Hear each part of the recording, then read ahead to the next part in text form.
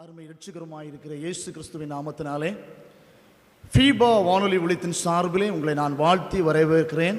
அருமையான இந்த வாய்ப்பை தந்த சபை குருவானவர், கமிட்டி அங்கத்தினர்கள் ஒவ்வொருவருக்கும் எங்களுடைய ஃபீபா வானொலி ஒலித்தின் சார்பிலே நன்றியையும் வாழ்த்துக்களையும் கூறிக்கொள்கிறேன். இந்த நாளிலே வந்திருக்கிற விரலில் எத்தனை பேர் ஃபீபா ரேடியோவை பற்றி நீங்கள் அறிந்திருப்பீர்கள்? தயவுசெய்து கரங்களை உயர்த்தலாம். எத்தனை பேர் அந்த நிகழ்ச்சிகளை கேட்டுக்கிறீர்கள்? தேங்க்யூ. ஒருவேளை நீங்கள் நினைக்கலாம், இந்த நாட்களிலே நமக்கு தொலைக்காட்சி வந்துவிட்டது, வானொலி எதற்கு என்று கேட்கலாம். இந்த நாட்களிலே ஃபீபா வானொலி என்னெல்லாம் செய்து கொண்டிருக்கிறது என்பதை சுட்டிக்காட்டி, நாங்கள் என்னெல்லாம் செய்கிறோம் என்பதையும் சில காரியங்களை சுட்டிக்காட்டி, இதனால் வந்த சில சாட்சிகளையும் உங்கள் மத்தியில் சொல்லிவிட்டு நான் செய்திக்கு செல்வதாக நான் யோசிக்கிறேன். ஆண்டவரை அறியாத மக்கள் ஆண்டவரை அறிய வேண்டும் என்கிற நோக்கிலே இந்த நிகழ்ச்சிகளை நாங்கள் தொடர்ந்து மத்திய அலைவரிசையிலும் சிற்றலைவரிசையிலும் நாங்கள் ஒளிபரப்பிக் கொண்டிருக்கிறோம். தேசத்திலே மிஷனரிகள் செல்ல முடியாத காடுகள், மலை பிரதேசங்களிலே கூட வானலைகள் மூலமாக ஆண்டவருடைய செய்தியை கேட்டு ஆண்டவருடைய பிள்ளைகளாக ஆண்டவரை ஏற்றுக்கொண்டு அவருடைய ஊழியக்காரர்களாக மாறின கூட்டம் அநேகம் உண்டு. அநேக சாட்சிகளை சொல்ல முடியும், எனக்கு நேரம் இல்லை. ஆனால் காலத்துக்கு ஏற்ப இந்த புரோகிராமை நாங்கள் மாற்ற வேண்டிய சூழ்நிலைகள் சில உருவாக்கி கொண்டிருக்கிறது. இந்த ப்ரோக்ராம் கைடு மற்றும் அந்த ஃபீபாவுடைய ப்ரௌச்சர்ஸ் என்னிடத்தில் இருக்கிறது. நீங்கள் ஆராதனை முடிந்து செல்லும் பொழுது அதை என்னிடத்தில் நீங்கள் பெற்றுக்கொள்ளலாம். வாட் இஸ் ஃபீபா, அந்த ஃபீபாவுடைய வேலை என்ன, ஃபீபா என்ன தரிசனத்தோடு செயல்படுகிறது என்பதை நீங்கள் அறிய வேண்டும் என்றால் சொன்னால் அதை என்னிடத்தில் நீங்கள் பெற்றுக்கொள்ளும்படி அன்பை கேட்டுக்கொள்கிறேன். ஃபீபா ஊழியங்கள் ஆண்டவரை அறியாத மக்கள் ஆண்டவரை அறிய வேண்டும் என்கிற நோக்கிலே இந்த ஊழியங்களை நாங்கள் தொடர்ந்து செய்து வருகிறோம். தென்னிந்திய மொழிகளிலும் வட இந்திய மொழிகளிலும் இந்த நிகழ்ச்சிகளை நாங்கள் தொடர்ந்து ஒலிபரப்பிக் கொண்டிருக்கிறோம். தமிழ், தெலுங்கு, கன்னடம், மலையாளம், ஹிந்தி மற்றும் பெங்கால் போன்ற மொழிகளிலும் நாங்கள் இந்த நிகழ்ச்சியை தொடர்ந்து ஒலிபரப்பிக் கொண்டிருக்கிறோம். எல்லாரும் கேட்க வேண்டும் என்பதற்காக நவீன கால அந்த தொழில்நுட்பத்திற்கு ஏற்றவாறு செல்போனிலே நீங்கள் ஃப்ரீ அப்ளிகேஷன் ட்ராக்ட் என்று சொல்லக்கூடிய ஃப்ரீ லோட் அப்ளிகேஷனை நீங்கள் செய்து கொண்டால், அதில் ட்ராக்ட் என்ற ஒரு அப்ளிகேஷனை உங்கள் செல்போனில் நீங்கள் பதிவு செய்துவிட்டால் அதில் ஃபீபாவுடைய நிகழ்ச்சிகள், பாடல்கள் எல்லாவற்றையும் நீங்கள் கேட்க முடியும். இன்னும் 24 மணி நேரமும் இன்டர்நெட் ரேடியோ fiba.online org என்று சொல்லுகிற அந்த வெப்சைட்டில் நீங்கள் போவேன் என்று சொன்னால் 24 hours அந்த ஃபீபாவுடைய அந்த இன்டர்நெட் ரேடியோவை நீங்கள் கேட்க முடியும். செய்திகள், பாடல்களை கேட்டுக்கொள்ளலாம். இப்படி அநேக காரியங்களை நாங்கள் ஃபீபாவில் புதிதாக ஈடுபடுத்தி வருகிறோம். கம்யூனிட்டி ரேடியோ என்கிற ஒரு ரேடியோவை வட இந்திய மாநிலங்களில் ஜார்க்கண்ட், ஜம்மு மற்றும் பஞ்சாப், உத்தரப்பிரதேசம் போன்ற இடங்களிலே நிறுவுவதற்காக நாங்கள் ஆயத்தம் பண்ணி கொண்டிருக்கிறோம். எந்தெந்த மொழிகளிலே மக்கள் ஆண்டவரை அதிகமாக ஏற்றுக்கொள்கிறார்களோ அந்த மொழியிலே 24 மணி நேரமும் அந்த நிகழ்ச்சிகளை எப்படி நம்ம லோக்கல் சேனல் டிவியிலே வருகிறதோ அதே போல அவர்கள் 24 hours கேட்பதற்கான அந்த காரியங்களை, சத்தியத்தை அறிவதற்காக வசதியாக அதை செயல்படுத்துவதற்கு நாங்கள் செயலாற்றி கொண்டிருப்பதற்கு நாங்கள் அதை முயற்சி செய்து கொண்டிருக்கிறோம். இன்னும் பல புதிய ப்ராஜெக்டை நாங்கள் ஆரம்பித்திருக்கிறோம். ஞாயிறு தோறும் காலை 7 மணி முதல் 7:30 மணி வரை ஆராதனை வேலை என்ற நிகழ்ச்சிகளை ஒரு நிகழ்ச்சியை நாங்கள் மத்திய அலைவரிசையிலே ஒலிபரப்பிக் கொண்டிருக்கிறோம். ஆலயத்துக்கு வர முடியாதவர்கள், மருத்துவமனையில் இருப்பவர்கள், இராணுவத்திலே பணிபுரிபவர்கள், நேவியிலே கடற்படையிலே பணிபுரிபவர்கள், இவர்களுக்காக இந்த நிகழ்ச்சியை நாங்கள் ஒலிபரப்பிக் கொண்டிருக்கிறோம். எப்படி ஒரு ஆராதனை வேளையிலே, ஒரு ஆராதனை நிகழ்ச்சிகளே நாம் எப்படி பங்கேற்பது, எப்படி பங்கேற்ற அனுபவம் அந்த ஆராதனை வேலை நிகழ்ச்சியிலே இருக்கிறோம். இதில் பாஸ்டர்ஸ் ஒவ்வொரு வாரமும் ஏதாவது ஒரு திருச்சபையின் போதகர் அதை பேசுவார், செய்தி கொடுப்பார். தொடர்ந்து அந்த ஆராதனை பகுதியை ஒருவர் நடத்துவார். இப்படி அந்த ஆராதனை வேலை நிகழ்ச்சியை தொடர்ந்து ஒலிபரப்பிக் கொண்டிருக்கிறோம். ஆலயத்துக்கு வர முடியாதவர்கள் அதை கேட்கும்படி உங்களை அன்போடு நான் கேட்டுக்கொள்கிறேன்.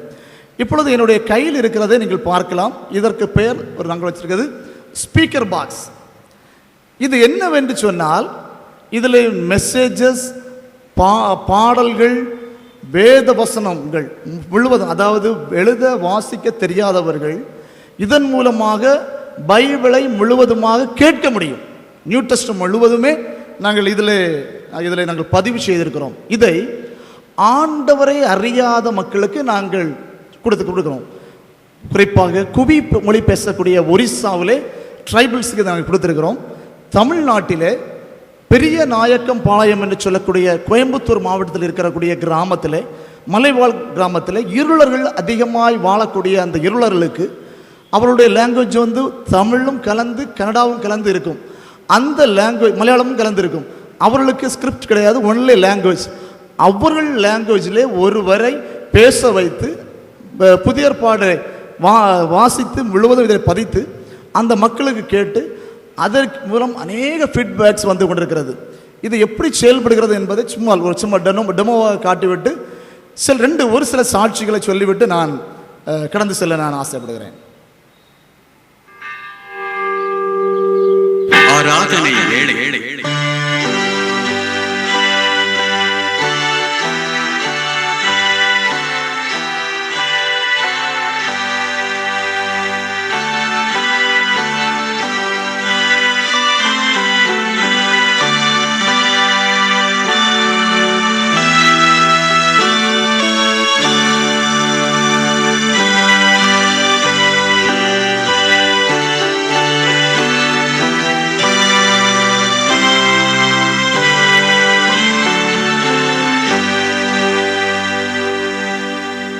அன்பானவர்களே, வேதத்திலே வாசிக்கிறோம், கர்த்தர் ராஜரீகம் பண்ணுகிறார், பூமி பூரிப்பாகி திரளான தீவுகள் மகிழ கடவுது.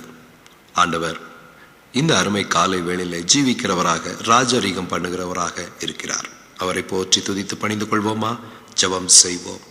இப்படி தொடர்ந்து இந்த மாறிப்பட்ட டிவைஸை நாங்கள் ஆண்டவரை அறியாத மக்களுக்காக நாங்கள் கொடுத்து கொண்டிருக்கிறோம். இதன் விலை சுமார் 1500 ரூபாய் செலவாகிறது. இந்த டிவைஸும் நாங்கள் இதுக்கு இதில் சிப், அதாவது மெமரி கார்டுங்கிற ஒரு கார்டை போட்டு இதை யார் எப்படி எத்தனை மணி நேரம் கேட்கிறார்கள் என்பதை நாங்கள் எங்களுடைய ஆஃபீஸிலே நாங்கள் அதை மானிட்டர் செய்து கொள்கிறோம். இதனால் என்ன பயன், யார் எவ்வளவு நேரம் கேட்கிறார்கள், யார் இதை பற்றி அறிந்து கொள்கிறார்கள் என்று சொல்லி ஆண்டவரை அறியாத மக்களுக்காக இதை நாங்கள் கொடுத்து கொண்டிருக்கிறோம். ஒருவேளை நீங்கள் நினைக்கலாம், என்னால் சுவிசேஷம் சொல்ல முடியவில்லை, ஆனால் நான் ஒரு பாக்ஸை ஸ்பான்சர் செய்ய விரும்புகிறேன், என் நிமித்தமாக ஆண்டவரை அறியாத ஒரு மக்களுக்கு போய் சேர வேண்டும் என்று சொல்ல விரும்பினால் நீங்கள் என்னோடு தொடர்பு கொள்ளும்படி அன்போடு உன்னை கேட்டுக்கொள்கிறேன். இன்னும் ஒரு ப்ரோக்ராம், மினிமம் நம்முடைய ப்ரோக்ராம் 15 நிமிடத்திற்கு நம்முடைய ப்ரோக்ராம் ஆகுடைய செலவு சுமார் 5000 ரூபாய் ஆகிறது. ஒருவேளை நீங்கள் நினைக்கலாம், என்னுடைய பிள்ளையுடைய பிறந்த நாளை முன்னிட்டு ஒரு ப்ரோக்ராமை நான் ஸ்பான்சர் செய்ய போகிறேன் என்று சொன்னால் எங்களோடு தொடர்பு கொள்ளலாம். உங்கள் பிள்ளையின் பேரிலே ஆண்டவரை அறியாத ஒரு பகுதியிலே இந்த நிகழ்ச்சியை போய் சேரும். இல்லை, என்னுடைய திருமணமான நாளை நான் நினைவு கூறுவதற்கு நான் ஆண்டவரை அறியாத ஒரு மக்களுக்கு நான் சுவிசேஷம் அறிவிக்க வேண்டும் என்று சொல்லி நீங்கள் ஸ்பான்சர் செய்வேன் என்று சொன்னால் உங்களுடைய பேரில் அது ஆண்டவரை அறியாத மக்கள் இந்த நிகழ்ச்சிகளில் போய் சேரும் என்பதை நான் கூறிக்கொள்ள விரும்புகிறேன். ஆராதனை முடிந்து நாங்கள் வெளியிலே இருப்போம், ரோஜஸை நாங்கள் பெற்றுக்கொள்ளலாம். ஏவப்பட்டவர்கள் இந்த ஊழியங்களுக்காக தாங்க விரும்புகிறவர்கள் எங்களுக்கு நீங்கள் உதவும்படி உங்களை அன்போடு கேட்டுக்கொள்கிறேன். இந்த ஊழியங்களுக்காக எங்களுக்கு வரும் ரூபாயினால் மற்றவங்களை தாங்கினால் போதாது, எங்களுக்கு வேண்டுவதும் ஜெபம். உங்களுடைய திருச்சபையிலும் உங்களுடைய குடும்ப கூடுகைகளிலும் இந்த ஃபீபாவுடைய ஊழியங்களுக்காக நீங்கள் தினசரி ஜெபிக்கும்படி உங்களோட அன்போடு கேட்டுக்கொள்கிறேன். 2 சாட்சிகளை 2 இல்லை 3 சாட்சிகளை மாத்திரம் நான் சொல்லிவிட்டு நான் கடந்து செல்ல வாசிக்கிறேன். ஆந்திரா மாநிலம் சித்தூர் என்கிற ஒரு கிராமத்திலே மாலை வேளையிலே சில வாலிபர்கள் கூடுவது வழக்கம். அவர்கள் வேலை செய்துவிட்டு பொழுதை கழிப்பதற்காக அந்த ஒரு மரத்தடியிலே அவர்கள் கூடுவார்களாம். ஒரு நாள் அவர்கள் கூடி அவர்கள் பேசி கொண்டிருக்கும் பொழுது ஒரு பைத்தியம் பிடித்த பெண் இந்த வாலிபர்களை தாக்குவதற்கு ஓடி வந்திருக்கிறாள். இந்த வாலிபர்களுக்கு என்ன செய்ய வேண்டும் என்று தெரியவில்லை. அந்த பைத்தியம் பிடித்த பெண்ணை தடுப்பதற்கு ஆயத்தமானார்கள். ஆனால் இவர்கள் தடுப்பதற்கு ஆயத்தமாக போவது அதைவிட மேலாக அந்த பைத்தியம் பிடித்த பெண் தாக்குவதற்கு ஓடி வந்திருக்கிறாள். அந்த வாலிபர்கள் அவரவர்கள் தேவனுடைய பெயரை சொல்லி அந்த பைத்தியம் பிடித்த பெண்ணை விரட்ட ஆரம்பித்திருக்கிறார்கள். அவள் இன்னும் மேலான அவர்களை தாக்குவதற்கு ஓடி வந்திருக்கிறாள். அந்த வாலிபர் கூட்டத்திலே ஒரு வாலிபன் ஃபீபா ரேடியோ மூலமாக நிகழ்ச்சிகளை கேட்டுக்கொண்டிருந்தான். ஆனால் இயேசுவை பற்றி அறிந்திருந்தான். ஆனால் இயேசுவை அவன் ஏற்றுக்கொள்ளவில்லை. எல்லா தேவனுடைய பெயர்களையும் சொல்லிவிட்டோம், இயேசுடைய பெயரையும் சொல்லுவோம் என்று சொல்லி, இயேசுவின் நாமத்தினாலே போ என்று சொல்லி அந்த வாலிபன் சொல்லும் பொழுது அந்த பைத்தியம் பிடித்த பெண் புத்தென்று விழுந்து விட்டாளாம். பக்கத்தில் உள்ள கிராமத்தில் உள்ள எல்லாருக்கும் ஒரே ஆச்சரியம். பைத்தியம் பிடித்தவர்களையும் பிசாசு பிடித்தவர்களையும் இந்த வாலிபத்தில் கொண்டு வர ஆரம்பித்து விட்டார்கள். இவர்களுக்கு என்ன செய்ய வேண்டும் என்று தெரியவில்லை. எங்களோடு தொடர்பு கொண்டார்கள். நாங்கள் ஃபீபா டீமாக சென்று சித்தூரிலே ஆண்டுடைய சுவிசேஷம் அறிவிக்கப்பட்டது. இன்று அங்கு ஒரு சபை உருவாயிற்று. ஆமென். ஃபீபாவுடைய நோக்கம் சின்ன ஒரு ஸ்பார்க் தேசம் எங்கும் பற்றி எறிய தீயாய் எழும்பிக் கொண்டிருக்கிறது. இந்த ஸ்பீக்கர் பாக்ஸ் மூலமாக நடந்த ஒரு சாட்சியை சொல்ல விரும்புகிறேன். பெரிய நாயக்கம் பாளையம் என்கிற கிராமத்துக்கு நாங்கள் இதை கொடுத்து விட்டு ஃபீல்டு விசிட்டுக்காக சென்றோம். ஒரு சின்ன ஒரு கூரை, அந்த கூரையில் ஒரே ஒரு அம்மா தான் இருந்தாங்க. 2 கால்களும் 2 கைகளும் பக்கவாதத்தினால் நோயினாலே அவர்கள் அவதிப்பட்டு எழும்ப முடியாமல் நடக்க முடியாமல் 2 கண்களும் மங்கின பார்வையுடன் இருந்தார்கள். நாங்கள் அவரிடத்தில் போய் கேட்டோம், இயேசுவை அறிந்தீர்களா என்று சொல்லி.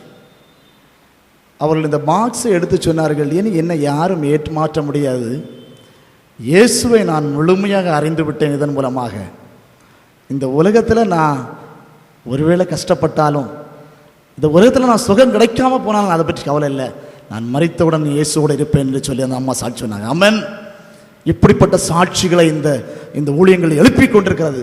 ஒருவேளை எங்களுடைய ஊழியங்கள் ஆடம்பரமாகவோ வெளிப்படையாகவோ பகட்டாகவோ இல்லாமல் மறைமுகமாக ஆத்துமாக்களை உருவாக்குற பணியை நாங்கள் செய்து கொண்டிருக்கிறோம். தங்கராசு என்கிற ஒரு நபர் தன்னுடைய நண்பனோடு இது பிசினஸ் பண்ணிவிட்டு 2 பேரும் பார்ட்னராக பிசினஸ் பண்ணி கொண்டிருந்தார்கள். ஒரு நாள் நண்பன் அவரை ஏமாற்றி விட்டு சென்று விட்டான். இந்த தங்கராசுக்கு என்ன செய்ய வேண்டும் என்று தோணவில்லை. ஒரு முடிவெடுத்தான், நாளை காலையிலே என் நண்பனையும் கொன்று நானும் மடிந்துவிட வேண்டும் என்று எழும்பி கத்தியை மடியிலே போட்டு நான் போறதுக்கு முன்பு ரேடியோவை டியூன் பண்ணும் என்று சொல்லி டியூன் பண்ணும் பொழுது ஃபீபா ரேடியோ மூலமாக ஆணுடைய செய்தி அவனை தொட்டது. இயேசு கிறிஸ்துவாகிய நான் உனக்காய் இரத்தம் சிந்தி இருக்க, நீ எதற்காய் இரத்தம் சிந்த வேண்டும் என்று சொல்லக்கூடிய வார்த்தை அவனை அழுகமாய் பதிந்தபடினாலே முழங்கால் போயிட்டு, ஆண்டவரே இந்த காரியத்திலிருந்து விடுதலையாக்கி நான் உமக்கு ஊழியம் செய்வேன் என்று சொல்லி அவன் ஆண்டவரத்தில் பொருத்தனை பண்ணினான். ஆண்டவர் அவனை விடுவித்தார், நண்பனை மன்னித்தான், ஆண்டுடைய ஊழியக்காரனாய் மாறிவிட்டார். இன்னும் அநேக சாட்சிகளை சொல்ல முடியும், நேரமில்லை. இப்படி அநேகரை உருவாக்கி கொண்டு மறைமுகமாக உருவாக்கி கொண்டிருக்கிற இந்த ஊழியத்துக்காக நீங்கள் தொடர்ந்து ஜெபிக்கும்படி உங்களை அன்போடு கேட்டுக்கொள்கிறேன். ஏவப்படுகிறவர்கள் நாங்கள் முன்னால் நிற்போம். உங்களால் ஏவப்படுகிறவர்கள் முடிந்த அளவு இந்த ஊழியங்களை நீங்கள் தாங்கும்படி உங்களை அன்போடு நாங்கள் கேட்டுக்கொள்கிறேன். தொடர்ந்து நாம் செய்திக்கு செல்வதற்கு முன்பதாக தலைகளை தாழ்த்தி நாம் ஆண்டவரை நோக்கி பார்க்கலாம். கிருபை நிறைந்த நல்ல தகப்பனே, அருமையான இந்த ஓய்வு நாளின் கால விளைக்காய் ஸ்தோத்திரம் சாமி. உம்முடைய ஒளித்த நிமித்தமாய் நான் இந்த இடத்துல வந்திருக்கிறேன் ஐயா. என்னை கொண்டு ஒன்றும் செய்ய முடியாது, ஆனால் உண்மை கொண்டு எல்லாம் செய்ய முடியும் என்று நான் அறிந்திருக்கிறேன். ஆண்டவரை நீர் பேசணும் சுவாமி, நான் சிறுக வேண்டும், உம்முடைய வார்த்தைகள் வெளிப்பட வேண்டும், வந்திருக்கிற ஒவ்வொருவருடைய உள்ளம் தொடப்பட வேண்டும், உள்ளங்கள் உடைக்கப்பட வேண்டும், உம்முடைய வார்த்தைகள் ஊடுருவி செல்ல வேண்டும். வந்தவர்கள் ஒருவராகிலும் வறுமையை சென்று விடாதபடி என் தேவன் உம்முடைய அநாதி தீர்மானத்தினாலே அவளை முடிச்சுட வேண்டும். வந்த நோக்கத்தை அறிந்து ஆண்டவருக்காய் எழும்புகிற கூட்டமாய் தேவன் மாற்றுவதற்காய் ஸ்தோத்திரம். பேசுவது நான் அல்ல, பிதாவின் ஆவியானவர் நீர் பேசுவதற்காய் நன்றி. தொடர்ந்து கிரியை செய்யும் மீட்பர் இயேசுவின் நாமத்தில் தாழ்முடுக்க செய்கிற நல்ல பிதாவே, ஆம். இந்த நாளிலும் சுருக்கமாக செய்திக்கு தலைப்பாக மோசே யாத்ராவின் புஸ்தகம் 4வது அதிகாரத்தை நீங்கள் வாசிக்க கேட்ட பகுதிதான். மோசேயை குறித்து நீங்கள் அநேக செய்திகளை நீங்கள் கேட்டிருக்கலாம். அந்த கால வேளையிலே எளிமையான ஒரு தலைப்போடு எளிமையான செய்தியாக அறியாத காரியத்தை தேவன் வெளிப்படுத்துவதற்கு ஆண்டவர் முழு சத்தம் கொண்டிருக்கிறார். ஆவிக்குரிய அநேக காரியங்கள் புதைந்திருக்கிறது. புதைக்கப்பட்ட ஒரு சில காரியங்களை இந்த நாளிலே ஆண்டவர் உங்கள் மத்தியில் வெளிப்படுத்துவாராக. யாத்ராவின் புஸ்தகம் 3வது அதிகாரம் 70 நீங்கள் வாசிக்கும் பொழுது ஆண்டவர் மோசேயை அழைக்கிறார். அதன் அழைப்பின் முதல் ஆதியாகமத்தின் புஸ்தகம் 3வது அதிகாரம் 2வது வசனத்தை ஒருவர் வாசிக்கலாம். அங்கே கர்த்தருடைய தூதனானவர் ஒரு முட்செடியின் நடுவில் இருந்து உண்டான அக்கினி ஜுவாலையில் நின்று அவனுக்கு தரிசனமானார். அப்பொழுது அவன் உற்று பார்த்தான். முட்செடி அக்கினியால் ஜுவாலித்து எரிந்தும் அது வெந்து போகாமல் இருந்தது. நன்றாக கவனிக்க வேண்டும். மோசே ஆடுகளை மேய்த்து கொண்டிருந்த பொழுது அந்த காட்சியை பார்க்கிறான். முட்செடி எரிந்து கொண்டிருக்கிறது, ஆனால் அது கருகி போகவில்லையே. அதன் கிட்ட போய் பார்க்கும் என்று என்ன நடக்கும் என்று போய் பார்க்கும்போது சொல்லும் போதுதான் ஆண்டவருடைய அழைப்பை உணர்கிறான். ஒரு எளிமையான தரிசனம், ஒரு அழைப்பு, அந்த அழைப்பின் மத்தியிலே ஒரு எளிமையான தரிசனம். ஆனால் அந்த தரிசனம் ஒரு மிகப்பெரிய பின்னால் இருக்க ஒரு பொறுப்பை மோசேக்கு கொடுப்பதற்கான எளிமையான தரிசனம். நன்றாக புரிந்து கொள்ள வேண்டும். தரிசனம் சிம்பிள், ஆனால் பொறுப்பு மிகப்பெரியது. ஆனால் நம்முடைய பார்வைக்கு இவ்வளவு பெரிய பொறுப்பை ஆண்டவர் மோசேக்கு கொடுக்க வேண்டும் என்றால் எவ்வளவு பெரிய தரிசனத்தை ஆண்டவர் கொடுத்திருக்க வேண்டும், நன்றாக சிந்திக்க வேண்டும். ஆனால் ஆண்டவர் கொடுத்த தரிசனம் எளிமையான தரிசனம். இந்த நாளில் நம்ம எல்லாரும் அநேகர் நினைக்கக்கூடிய காரியம் என்னன்னா, நமக்கு பெரிய தரிசனங்கள் கிடைக்க வேண்டும், ஆனால் பொறுப்பு ஒன்றும் வேண்டாம் ஆண்டவரே, நான் ஒதுங்கிடுவேன் என்ன சொல்லக்கூடிய கிறிஸ்தவ கூட்டங்கள் எழும்பிக் கொண்டிருக்கிறது. அதற்காக ஆண்டவர் நம்மை அழைக்கவில்லை. தெளிவாக புரிந்து கொள்ள வேண்டும். ஆண்டவர் இந்த ஆலயத்தை தந்து இதை நம்ம இங்கே கூட்டிக் கொண்டு வந்திருக்கிறார் என்று சொன்னால் உங்கள் மீது ஆண்டவர் பெரிய பொறுப்பை வைத்திருக்கிறார். ஆனா தரிசனம் எளிமையாதாமா இருக்கும். ஆண்டவர் உங்களை, நீங்க நினைக்கிறான் ஆண்டவரே அவருடைய வாழ்க்கையிலே நீ பெரிய தரிசனத்தை கொடுத்து உழைத்து கலைத்திருக்கிற, எனக்கு ஒரு தரிசனமும் தரவில்லையே. உனக்கு எளிமையான தரிசனத்தை தந்து உன்னை மேலான காரியத்தை அழைப்பதற்கு தேவன் சித்தம் கொண்டிருக்கிறார். கொஞ்சம் சற்று ஆழமாக நான் அந்த காரியத்தை சொல்லுவேன் என்று சொன்னால், இந்த செய்தியின் பின்பகுதியிலே ஒவ்வொருவரும் நாம் யார் எங்கே இருக்கிறோம் என்பதை நீங்கள் அறிந்து கொள்ளலாம். ஆண்டவர் கொடுத்த தரிசனம் எளிமையான தரிசனம், பொறுப்பு பெரிய பொறுப்பு. ஆண்டவர் என்ன பொறுப்பை கொடுக்கிறார்? இஸ்ரவேல் ஜனங்களை எகிப்திலிருந்து கானானுக்கு அழைத்து கொண்டு வருவதற்கான தலைமை ஏற்கக்கூடிய பொறுப்பு. எவ்வளவு பெரிய பொறுப்பு அது! இவ்வளவு லட்சம் மக்களை கொண்டு வர வேண்டும் என்றால் அது சாதாரண காரியமா? நன்றாக கவனிக்க வேண்டும். ஒரு தொகுதி எம்எல்ஏ ஒரு ஜெயிக்கிறதுக்கு எவ்வளவு பெரிய காரியங்கள் எடுக்க வேண்டியிருக்கு. ஆனால் இவ்வளவு பெரிய ஜனங்களை ஈஜிப்டில் இருந்து கானானுக்கு கொண்டு வர வேண்டும் என்கிற தலைமை பொறுப்பு எடுக்க வேண்டிய தரிசனம் எளிமையான தரிசனம். எளிமையான தரிசனம். சாதாரண ஒரு முள்செடி, அது வெந்து போகவில்லை. உற்று பார்க்கிறான், ஆண்டுடைய வார்த்தை வெளிப்படுகிறது. 2வது தலைமை பொறுப்பை ஏற்கக்கூடிய தரிசனம், தெளிவான அழைப்பு, தெளிவான தரிசனம். இந்த தரிசனத்தை ஆண்டவர் கொடுக்கும்போது ஆண்டவர் சொல்லுகிறார், மோசே நீ என்னுடைய ஜனங்களை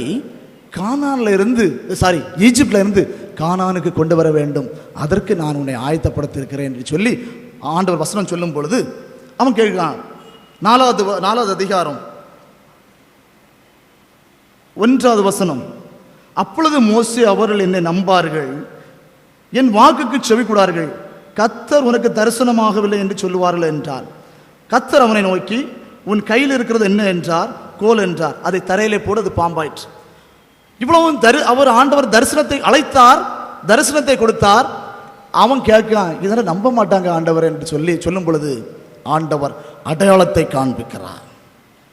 தெளிவான தரிசனம், தெளிவான அழைப்பு, தெளிவான அடையாளம். இதெல்லாம் உங்களுக்கு தெரியும். அவர் அடையாளத்தில் சொல்கிறார், உன்னுடைய கோலை கீழே போடு, அது பாம்பாக மாறும், மீண்டும் அதன் வாலை பிடிக்கும் போது அது கோலாய் மாறி விடுகிறது என்று சொல்கிறார். உன் கையை உன் உரையிலே போட்டு விடையெடு, அது உறைந்த வெண்புஷமாகி விடுகிறது, மீண்டும் அதை போடும் பொழுது அது சாதாரண கையாகி விடுகிறது. நதியின் இரத்தத்திலே முண்டு தரையில் விடும் போது இரத்தமாய் மாறி விடுகிறது என்று சொல்லி 3 அடையாளங்களையும் கொடுக்கிறார். இதெல்லாம் தெரிந்த பகுதி தான், தெரியாத காரியங்களை உங்கள் மத்தியில் சொல்ல விரும்புகிறேன். தெளிவான தரிசனம், தெளிவான அழைப்பு, தெளிவான அடையாளம். இந்த 3 காரியங்களையும் கொடுத்து விட்டு ஆண்டவர் சொல்கிறார், நீ போப்பா, நான் உன்னோட இருக்கேன், நீ என்னுடைய பணியை செய். நீ செய்ய வேண்டிய பணி, ஈஜிப்டில் இருக்கிற மக்கள் கானானுக்கு வர வேண்டும், என்னுடைய வாக்கு தத்தத்தை நான் நிறைவேற்றுவதற்கு, உன்னை தலைமை பொறுப்பை ஏற்பதற்கு நான் உன்னை அழைத்திருக்கிறேன் என்று சொல்லுகிறார். 3 காரியங்களையும், தெளிவான காரியங்களையும் சொன்ன போது இந்த மோசே ஆண்டவருடைய அழைப்பை ஏற்க மறுக்கிறான். இதைதான் சற்று ஆழமாக மத்தியில் பேச விரும்புகிறேன். தெளிவான தரிசனம், தெளிவான அடையாளம், தெளிவான அழைப்பு, இவ்வளவு காரியங்களையும் ஆண்டவர் அவனுக்கு கொடுத்த பொழுதிலும் ஆண்டவருடைய அழைப்பை ஏற்க மறுத்த மோசே. ஏன் ஐயா அவன் ஆண்டவருடைய இவ்வளவு தெளிவாக ஆண்டவர் பேசின பிறகும் ஏன் ஆண்டவருடைய அழைப்பை அவன் ஏற்க மறுக்கிறான்? வாசிக்கலாம். யாத்ராமின் புஸ்தகம் 4வது அதிகாரம் 10வது வசனத்தை எடுத்து வாசியுங்கள். அப்பொழுது மோசே கர்த்தரை நோக்கி, ஆண்டவரே, இதற்கு முன்னாவது தேவரீர் உமது அடியனோட பேசினதற்கு பின்னாவது நான் வாக்கு வல்லவன் அல்ல,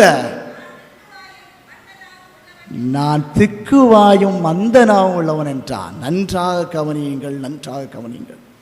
ஆண்டவர் தெளிவான தரிசனம், தெளிவான அழைப்பு, தெளிவான அடையாளங்களை கொடுத்த பின்பும் ஐயா வேற யாரையாவது அனுப்பின ஆண்டவரே, நான் திக்குவாயும் மந்தனாவும் உள்ளவன் என்று சொல்லி தன் பலவீனத்தை குறித்து கவலைப்பட்டான். ஆண்டவருடைய அழைப்பை ஏற்க மறுப்பதற்கு காரணம் தன் பலவீனத்தை குறித்து அதிக கவலைப்பட்டான். ஆண்டவருக்கு எல்லாமே தெரியும், இவன் திக்குவாயும் மந்தவனாவும் உள்ளவன் தான். ஆனா ஆண்டவர் தீர்மானம் பண்ணிட்டாரு, இவன் தான் சரியான ஆள. இந்த நாளில் ஆண்டவர் உங்களை பார்த்து ஒரு கேள்வி கேட்காருமா? ஆண்டவர் தந்த பொறுப்புகளையும் ஆண்டவருக்கு உங்களுக்கு வைத்திருக்கிற காரியங்களையும் என்னால முடியாத ஆண்டவரே, நான் பலவீனன் என்று நீங்கள் ஒதுங்குற நாட்கள் உண்டோ? வேதத்தின் காரியங்களை தேவன் தெளிவாக உணர்த்த விரும்புகிறார். ஏனோ தானம் வந்துவிட்டோம், திருச்சபைக்கு சென்று விட்டோம் என்பதற்காக தேவன் நம்மை அழைக்கவில்லை.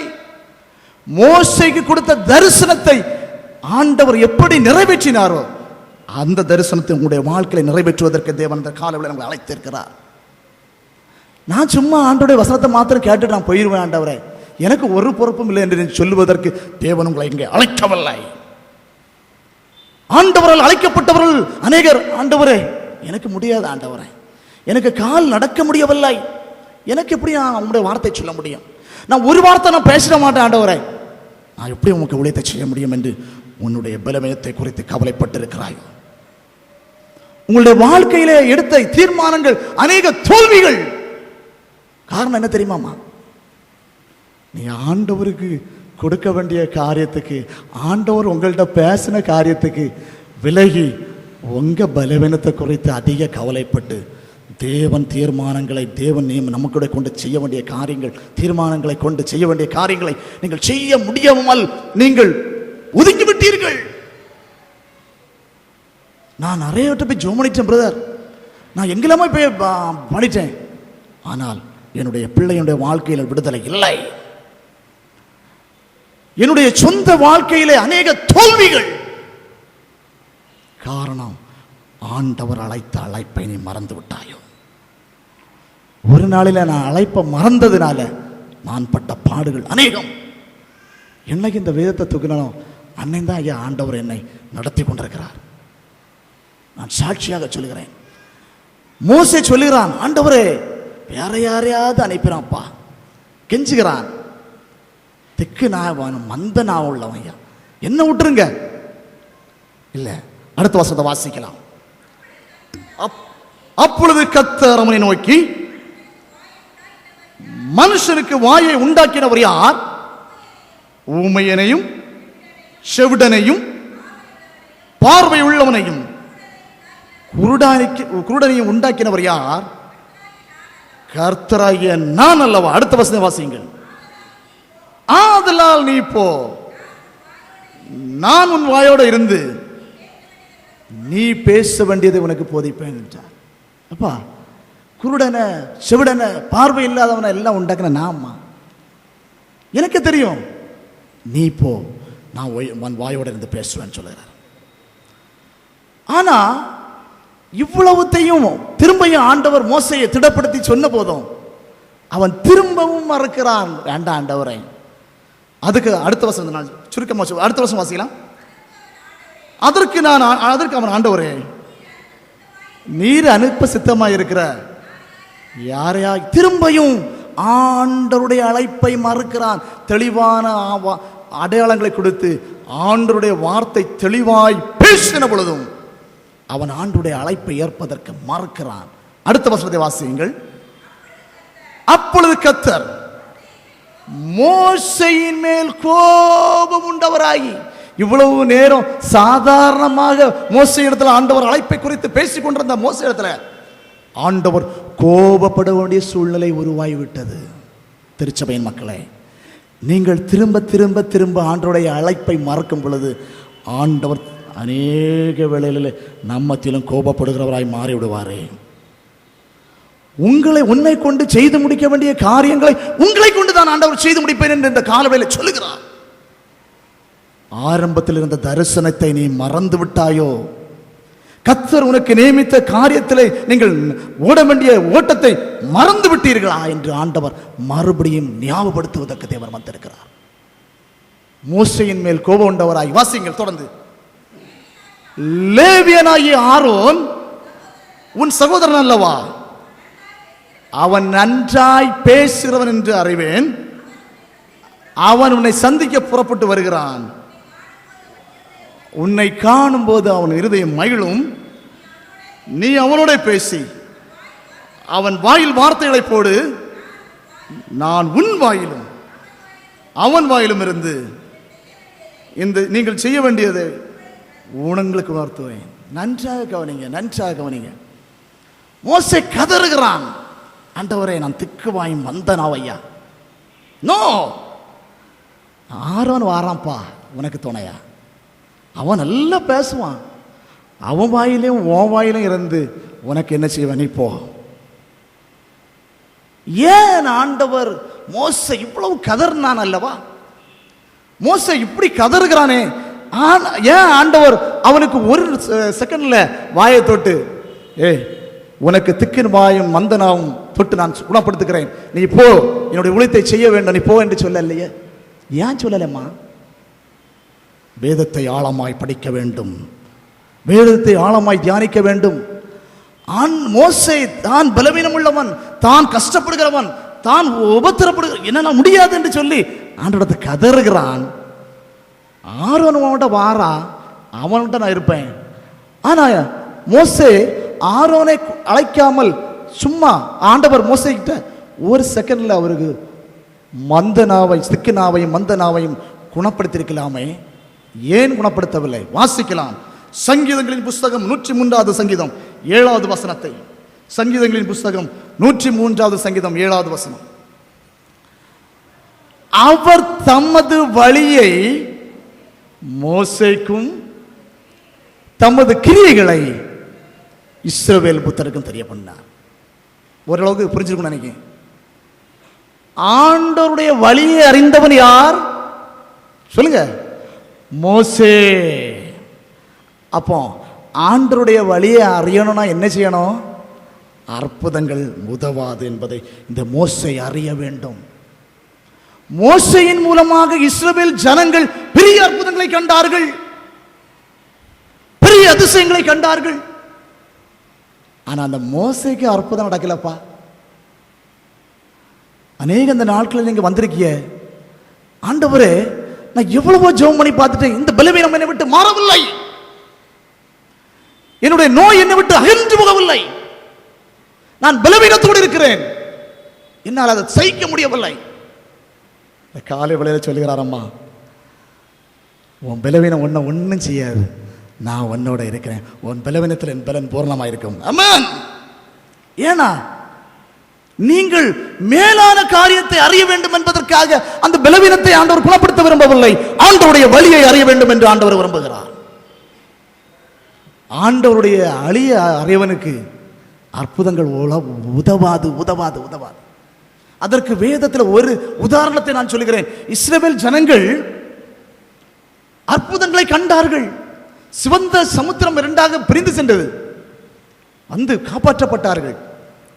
அடுத்த நிமிஷத்துல மறந்துட்டான், ஐயா முறுமுறுத்துட்டான். எங்களுக்கு பசிக்குது, ஆண்டவரை நோக்கி முறுமுறுக்க ஆரம்பிச்சிட்டான். ஆண்டவர் இவ்வளவு பெரிய அற்புதங்களை செய்தவர்கள், ஆண்டவர் அற்புதங்களை கண்டவர்கள் மறந்து விட்டார்கள். ஆண்டவருடைய வழியை அறிகிறவன் ஆண்டவரை மறக்க முடியாது. ஆமென். ஆண்டவருடைய வழியை அறிகிறவன் ஒருபோதும் ஆண்டவரை மறக்க முடியாது. வேத வசனத்துக்கு ஆழமாக செவி கொடுக்கிறவன் ஒருபோதும் மறக்க முடியாது. அந்த பெரிய நாயக்கம் பாலத்தில் அந்த அம்மாவுடைய அந்த சம்பவத்தை சொன்னேனே, 2 கால்களையும் இழந்து 2 கரங்களையும் 2 கைகளையும் இழந்து கூனி குறைவி யார் உதவி செய்வார்கள் என்று சாப்பாடு தருவார்கள் என்று எதிர்பார்க்கிற அந்த அம்மா சொல்லுகிறாரு, எனக்கு இது சுகமாகட்டாலும் பரவாயில்ல, எனக்கு அந்த இடத்துக்கு போனோம். இது ஒருவேளை இந்த உலகத்தில் நான் பாடுபட்டாலும் என் இயேசுவோடு நான் இருப்பேன். ஆமென். இந்த உலகத்தில் தேவன் அதற்காக தான் நம்மை உருவாக்கினார், அதற்காக தான் நம்மை ஆண்டவர் படைத்திருக்கிறார். வெளிப்படையான காரியங்களுக்கு நாம் முக்கியத்துவம் கொடுத்து ஆண்டவர் தந்த ஆசீர்வாதங்களை அநேகத்தை நாம் இழந்து விட்டோம். வெறும் கிரியைகளுக்கு மாத்திரம் முக்கியத்துவம் கொடுத்து கொண்டு இருக்கிறோமா? இல்லை, நான் ஆண்டவருடைய வழியை தான் அறிய வேண்டும் என்று நான் முக்கியத்துவம் கொடுத்திருக்கிறேன். 2 தீர்மானம் தான் ஆண்டவர் உங்கள் மத்தியில் வச்சிருக்கிறார். வெறும் இந்த உலகத்துக்குள்ள காரியம் மாத்திரம் போதும் போதும் என்கிறவர்கள் தேவன் அவர்களை பயன்படுத்த முடியாது என்பது வேதம் தெளிவாக சொல்கிறது. ஆண்டவர் நம்மை உருவாக்கின காரணமே அவரோடு நாம் பரலோகத்துக்கு போக வேண்டும் என்பதற்காக. ஆமென். மனுஷனுடைய ஆயுசு நாட்கள் 70 வருஷம், பலவீனத்தின் மீதால் 80 வருஷம். ஒரு நாள் மரணம் நம்மை சந்திக்குமே, ஆனால் நீங்களும் நானும் எங்கே இருப்போம் என்பதை தீர்மானிக்க வேண்டிய தருணம். இந்த உலகத்தினுடைய ஆசீர்வாதங்களை காட்டி காட்டி ஆண்டவருடைய வாசல்களை அடைத்து விட்டார்கள். மோசேயுடைய வாழ்க்கையிலே ஆண்டவர் வழியை காட்ட விரும்புகிறார், மேலான காரியத்தை காட்ட விரும்புகிறார். இந்த கால வேளையில நீங்கள் பலவீனத்தோடு வந்திருக்கலாம், ஆண்டவர் உன்னை பலப்படுத்தி கொண்டிருக்கிறார். நீ செய்ய வேண்டிய காரியத்தை நீங்கள் செய்வதற்கு ஆண்டவர் உங்களை உந்துதை கொண்டிருக்கிறார். சத்துருவை எதிர்த்து போராடுவதற்கு தேவன் பலம் கொடுத்து கொண்டிருக்கிறார். மத்தேயு எழுதின சுவிசேஷம் 26வது அதிகாரம் 7வது வசனம் முதல் 13வது வசனம் வாசிக்கும் பொழுது வாசிக்க பகுதியிலே அலபாஸ்கர் சொல்லக்கூடிய வெள்ளைக்கல் பரணியிலே அந்த தைலம் இருக்கும் போது அது ஒருவருக்கும் பிரயோஜனம் இல்லை. அவள் எப்பொழுது அதை ஆண்டவருடைய பாதத்தில் உடைத்தாளோ, உடைக்கும் பொழுது அந்த இடம் முழுவதும் நறுமணம் உண்டாயிற்று அல்லவா? நீங்கள் நான் மாத்திரம்தான் ஆண்டவரை ஏற்றுக்கொண்டு எனக்கு மட்டும் சொல்லி அந்த தைலம் உள்ள இருந்தால் யாருக்கும் பிரயோஜனம் இல்லைம்மா. நீங்கள் உடைக்கப்பட்டு நறுமணம் வீசும் பொழுதுதான் அது மற்றவர்களுக்கு பயன்படும் என்பதை நீங்கள் அறிந்து கொள்ள வேண்டும். இந்த காலை வேளையிலே பலவீனத்தோடு வந்திருக்கலாம், அநேக பாடுகள் பிரச்சனைகள் நீங்கள் வந்திருக்கலாம். தேவன் உங்களை மறுபடியும் பலப்படுத்தி ஆண்டவருடைய வழியை சரியாய் அறிந்து கொள்வதற்கு உங்களை உந்துகிறார் என்பதை நீங்கள் உணர்ந்து கொள்ள வேண்டும். ஏனோ தானோ வந்தேன் என்று கடமைக்காக நீங்கள் செல்லுவது ஆண்டவர் நீங்கள் அழைத்து வரவில்லை. ஏதோ ஒரு நோக்கத்திற்காக மாத்திரம் தேவன் உங்களை கொண்டு வந்திருக்கிறார். தேவ வசனத்தை நீங்கள் அறிந்து அவருடைய வழியை அறிந்து ஆண்டவருக்கு எழும்புற கூட்டமாய் மாற வேண்டும்.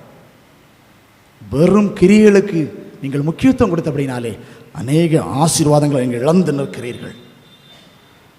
இந்த நாளில் நான் ஒரு தீர்மானம் எடுக்க வேண்டும். ஆண்டவரே, உங்களுடைய வழியை நான் அறிவதற்கு பதிலாக நான் வெறும் கிரியைகளுக்கு மாத்திரம் நான் முக்கியத்துவம் கொடுத்துட்டேன். என்னிலிருந்து நான் அப்படி இல்லை சுவாமி, உங்களுடைய வழியை நான் ஆயத்தமாக போகிறேன். எந்த பாடுகள் இருந்தாலும் என்னை ஒன்றும் செய்யாது. உங்களுடைய ராஜ்யத்தின் பிள்ளைகளாய் வார போகிறேன். முதலாவது தேவனுடைய ராஜ்யத்தையும் அவருடைய நீதியும் தேடும் பொழுது இவளெல்லாம் உங்களுக்கு கூட கொடுக்கப்படும். இங்கே நீங்கள் பார்க்கண்டா, உங்களுக்கு என்ன தேவையோ ஆண்டவர் உங்களை தருவாருமா. அந்த விசுவாசம் எனக்கு உண்டு. நமக்கு தேவை என்னதோ அவர் தருவார். முதலாவது ஆண்டவருடைய வழியை நாம் அறிய வேண்டும். இந்த காலவேளையிலே ஒருவேளை நீங்கள் கிரியைகளுக்கு அதிக முக்கியத்துவம் கொடுத்து அநேக காரியங்களை நீங்கள் ஏமாற்றப்பட்டு விட்டீர்களோ, ஒரு புதிய பொலியோடு ஆண்டவர் உங்களை உருவாக்க விரும்புகிறார். கண்களை மூடலாம். எல்லா இடத்திலும் தேவன் ஏதோ ஒரு காரியத்தை பேசியிருக்கிறார். ஏதோ ஒரு காரியத்துக்காக ஆண்டவர் உள்ளத்தில் பேசியிருக்கிறார். நான் நேரம் இல்லை, இன்னும் அநேக சொல்ல நான் முடியவில்லை, ஆனால் ஒரு சில காரியங்களை தெளிவாக பேசியிருக்கிறார். உங்களுடைய பலவீனங்களை குறித்து அதிகம் கவலைப்பட்டு விட்டீர்களா? பவுல் அப்போஸ்தலனுக்கு ஆண்டவர் முள்ளு கொடுத்தார். ஆண்டவர் சொன்னார், என் பலவீனத்தில் உன் பலவீனத்தில் என் பலன் பூரணமாகும் ஐயா, போ, தாங்கும். அப்படிப்பட்ட ஒரு ஆறுதலான வார்த்தையை ஆண்டவர் உங்கள் மத்தியில் வைத்திருக்கிறார்.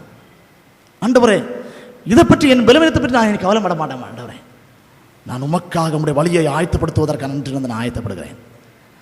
பாடு இல்லாமல் உங்களுடைய வழியை அறிய முடியாது ஆண்டவரே. ஒருவேளை மோசேக்கு நீ அற்புதம் செய்திருந்தது என்றால் உங்களுடைய வழியை அவன் அறிந்திருக்க முடியாதே. பாடு இருந்தால்தான் அற்புதத்தை அவனுடைய வழியை அறிய முடியும் என்பதை நீ சுட்டி காட்டியிருக்கிற சாமி. நான் ஒரு புதிய தீர்மானம் எடுக்கிறேன் ஆண்டவரே. நான் எடுத்த தீர்மானங்கள் அநேக தோல்வியில் முடிந்துச்சு. அதுக்கு காரணம் தெரியல, நான் இப்போ அறிஞ்சிட்டேன் ஆண்டவரே. இன்னிலிருந்து நம்முடைய வழியை அறிவதற்கு ஆயத்தமாகிறேன். இந்த உலக காரியங்களுக்கு நான் அதிக முக்கியத்துவம் கொடுக்க மாட்டேன்னு சொல்லி அவனுடைய வழியை அறிவதற்கு தேவன் ஆயத்தப்படுவோமா? கிருபையும் இரக்கமும் நிறைந்த நல்ல தகப்பனே, அருமையான இந்த ஓய்வு நாளின் கால விளக்காய் ஸ்தோத்திரம் சாமி. தாகத்தோடு வாஞ்சியோடு வந்திருக்கிற ஒவ்வொரு பிள்ளைகளையும் தேவன் பலப்படுத்தி வருகிற தேவக்காய் ஸ்தோத்திரம் சாமி. ஆண்டவரே, இங்கே வந்திருக்கிற ஒருவராயிலும் வெறுமனே சென்று விடாதபடி என் தேவன் ஒவ்வொருவரும் உங்களுடைய ஆர்த்தியினால் நிரப்பினர் அப்படின்னாலும் உங்களுக்கு ஸ்தோத்திரம். ஒரு புதிய தீர்மானத்தோடு கடந்து செல்கிற ஒவ்வொருவரையும் தேவன் அபரிதமான காரியங்களால் நிரப்புவீராக, ஆவிக்குரிய ஆசீர்வாதங்களால் நிரப்புவீராக. உங்களுடைய அன்பின் இரக்கம் வேளை தாங்கட்டும் ஐயா. வந்திருக்கிற ஒவ்வொருவரையும் ஆசீர்வதியும். தேவ கிருபை, தேவ சமாதானம் ஆளுகை செய்யட்டும். மீட்பர் இயேசுவின் நாமத்தில் தாழ்வுக்கு நல்ல பிதாவே, ஆமென்.